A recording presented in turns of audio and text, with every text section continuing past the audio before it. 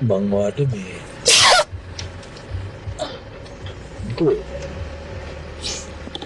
එහෙම විශ්වාස කරගෙන එනවා. නෑ මට හිටපු ගමන් එහෙම වෙනවා. මේ පාටි එක දවසේ අයියෝ එනහයි ගලවලා දාන්න හිතනවා. මේකත් මේ වෙලාවෙන් පටන් ගත්තනේ. සමහරට ගියාත්නේ බොයිෆ්‍රෙන්ඩ් මගේ නහයට පොල් කෙන්දක් කියවුණොත් දන්නේ